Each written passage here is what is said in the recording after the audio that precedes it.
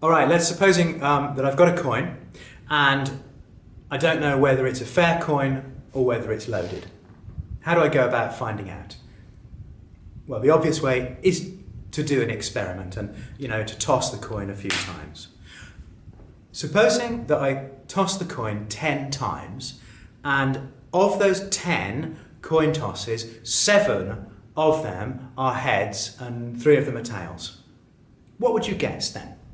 Would you say that the coin was fair or loaded? And what percentage certainty would you put on your estimate? Well, you might guess fair or loaded, but I don't think that we can be very certain on the basis of 10 coin tosses, can we? Even when most of them are heads. All right, now supposing I take the same coin and this time I toss it 1,000 times. And just supposing of those 1,000 tosses, I get 700 which are heads and 300 which are tails. All right, well now we can be much more certain, can't we, that the coin is a loaded coin because there's much more data and the statistics are stronger. So that's what the sign test is, and that's what statistics do. What statistics, and the sign test in particular, do is allow us to put a percentage degree of certainty or uncertainty onto the outcome of an experiment. And the sign test is particularly useful when we've got repeated related data. So before we dive into the sign test, we need to just rewind a little bit and think about hypotheses. Hypotheses are predictions about the outcome of an experiment or an investigation, and they always come in pairs. A null hypothesis, H0, and the alternative hypothesis, H1. And either one or other of those hypotheses is true, not both, and not neither of them either. One or other is always true. So in terms of the sign test, because the sign test is for repeated measures, the null hypothesis is always going to be that there's no difference between the two conditions, or that any differences between the two conditions is due to chance or chance alone. And the alternative hypothesis is going to be that there's a difference between the two conditions.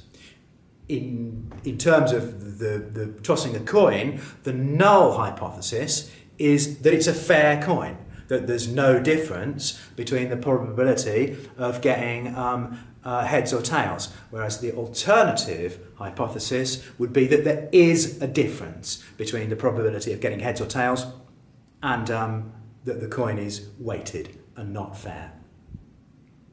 So here's how we would write our hypotheses for the coin toss experiment. H0 is that there's no difference between the numbers of heads or tails and that any difference is due to chance. And H1 is that there is a difference between the number of heads and tails. Now, by the way, just by looking at the coin, we don't know which way it might be weighted. It could be a fair coin, or it could be weighted towards heads, or it could be weighted towards tails. We don't know just by looking at it. So we can't make a prediction about the direction of the outcome, so this is going to be a non-directional hypothesis in this experiment.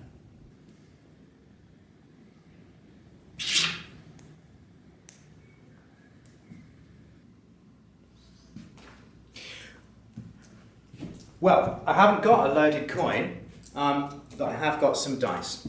So what we're going to do to use the sign test is to play a dice game. And for this I've got two helpers. I've got Lily and Cornella. And they're going to play a game called Highest Dice. So Lily, you have the red dice. Cornella, you have the green. Right, now, Lily, what I want you to do, please, is to throw 2 dice.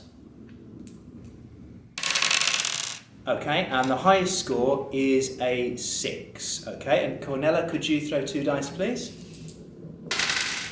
And the highest score, what's that, Cornella? 3. Thank you. Right, so what they do is they record those scores, okay? And the winner of this game is Lily, because obviously her highest dice was higher than Cornella's highest dice. Okay, sometimes they're going to get the same, and they're going to write those scores down as well. Right, so Lily and Cornella, if you could please play 12 rounds of highest dice, and Cornella, if you could write the scores down as you go, please.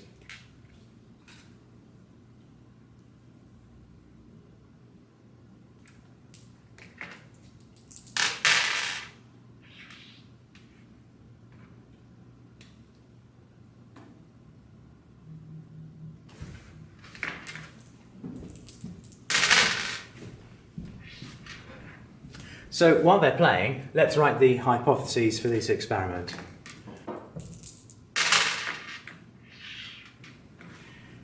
H0 basically says that there's no difference between the two players, that any differences in their scores are just due to chance, and H1 says that there will be some difference or other, that there will be a difference between the scores of the two players.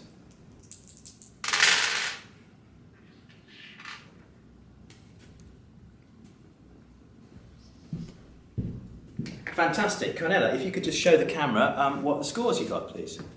So Lily won 4 times and I won 3 and we drew thrice. so Lily's the best player of highest dice. Fantastic. Thank you. So in this round of the dice game, they've played 10 rounds. Lily's won 4 times and Cornella's won 3 times, and 3 times it was a draw. So, how can we use the sign test on this data?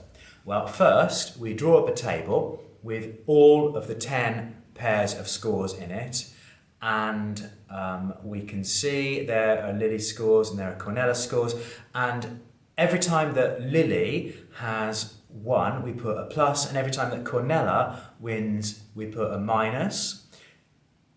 And then we put a 0 if there is a tie. Okay, so the sign test is all about 3 numbers. And if you can work those out, you're home and dry. The 3 numbers are the calculated value of S, N, and the critical value of S. So we're going to go through those one by one. The first one, the calculated value of S, is really easy.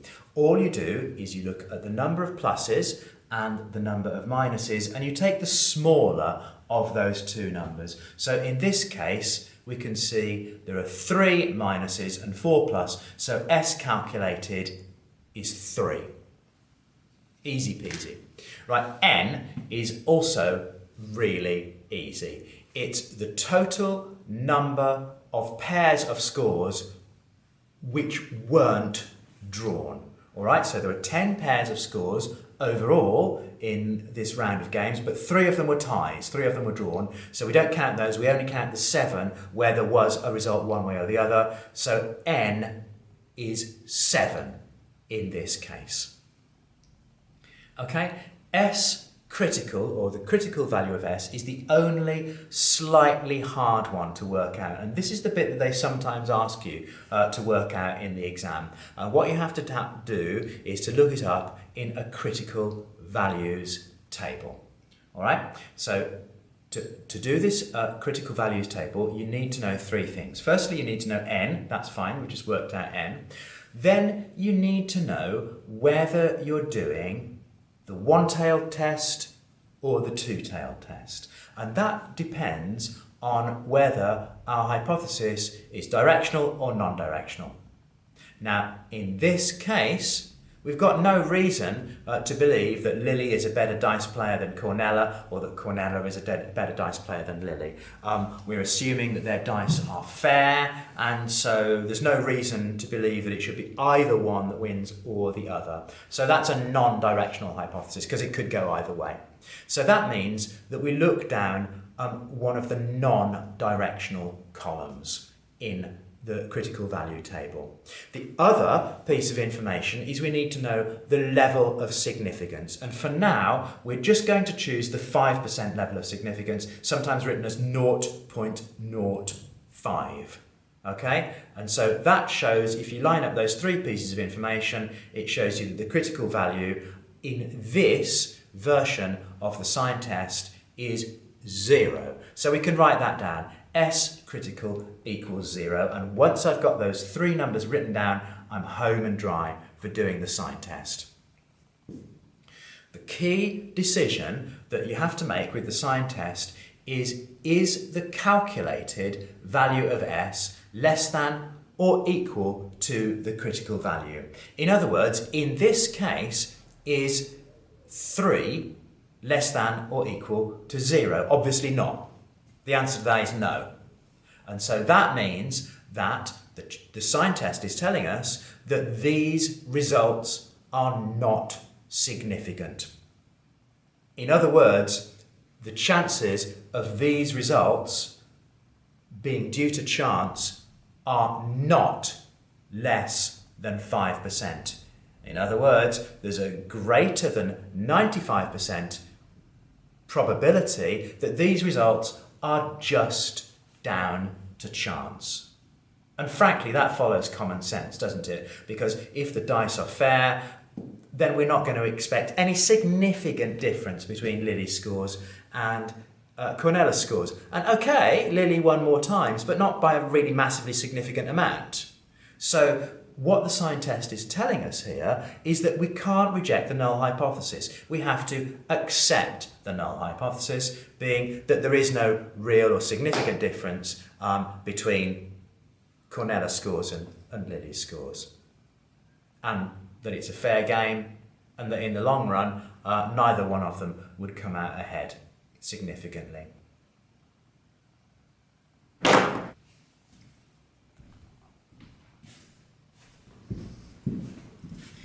Okay, so now Lily and Cornella are going to play the dice game again, but maybe one of them has got more dice than the other one in their hand this time. So let's see if the sign test can tell. Off you go, girls.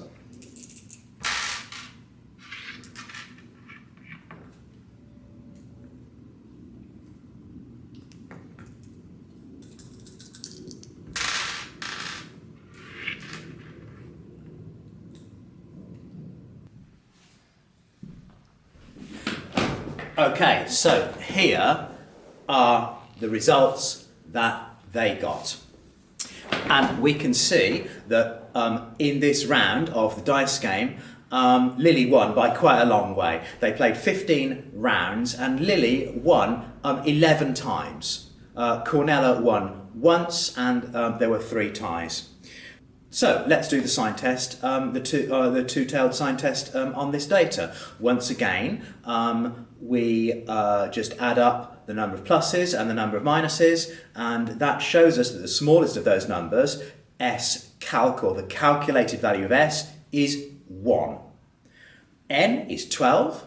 That's because there were 12 cases when there was a difference, and they tied 3 times. So there were 12 out of 15 where there was a result one way or the other. And the critical value of S, well, we have to look that up in the table, don't we? And we can see that for the two-tailed test, at the 5% level of significance, then the critical value of S is 2 at the 5% level. So we have to decide, is the calculated value of S less than or equal to the critical value of S? Is 1 less than or equal to 2? Yes, it is. So that tells us that these numbers have achieved significance at the 5% level.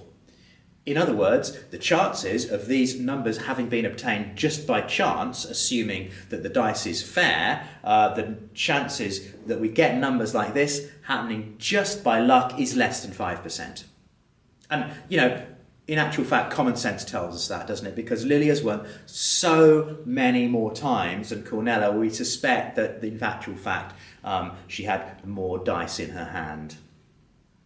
Okay, so that means we can reject the null hypothesis at the 5% level of significance. But in this case, the sign test is actually telling us something even more than that. Let's look at the numbers again. Because if we go back to the critical values table, we can see that we can do better than 5%. Have a look at the 1% level of significance for the two-tailed test where n equals 12. And you can see that the critical value at the 1% level is 1. So we can do the sign test again with a different critical value.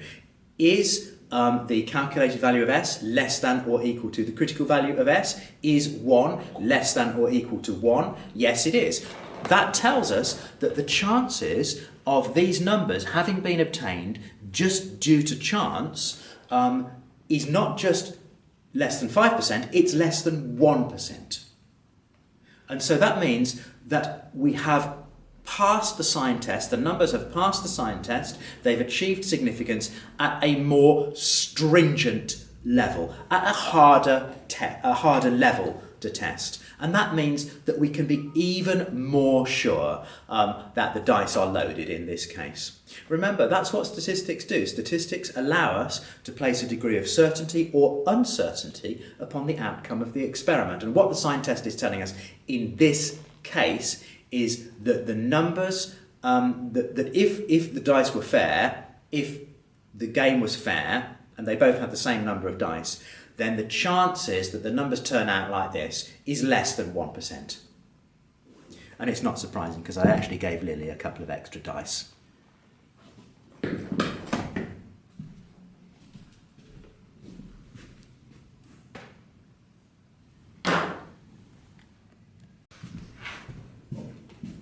Okay, now, this time, Lily and Cornella have both got 2 dice to start with. But Cornella, I'm going to ask you to either take another dice or not. But Lily and I are not going to look. All right? Look, Lily and I look away. Okay, Cornella, can you kind of put your finger in there and rustle them around a bit so we don't know whether you're taking one? And either take one or not, we don't know. Okay, done? Mm-hmm. Okay, keep them in your hand so we can't see. Fantastic. Right, now, Lily has now got 2 dice, we know that, but Cornella might have 2 and she might have 3. Okay, so maybe you're going to be the same at the dice game, or maybe Cornella's going to be better. We don't think Lily's going to be better this time. Okay, let's see, shall we? Off you go.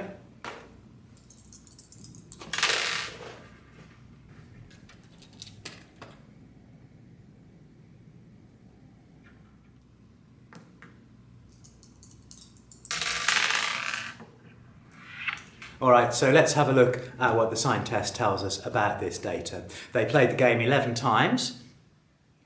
Lily won 5 times and Cornella won 5 times. So we tabulate the data as normal. And S-calc, the calculated value of S, well, that's 5. Okay, so the pluses and the minuses, it's not the case that one of them is more or less this time. So we just write down 5. N is 10.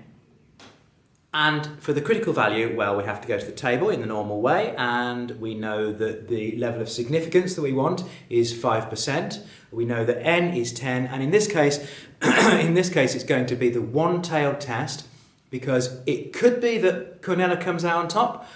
It could be that that it's fair, and that they'll win roughly equal numbers of games, but we're not expecting Lily to win in the long term. So it couldn't go either way. Either Cornella's going to win or not. So that's going to be the one-tailed test. And that points us towards the critical value of S being 1. Okay, well, before we even do the calculation, we can see that the sign test is not going to reject the null hypothesis here. It's not going to lead to a significant result. We can tell that because they got the same. They tied. They won 5 each. And that's not going to tell us that Cornella is better than Lily. And so just by eye, we can see that the sign test is not going to reject the null hypothesis here.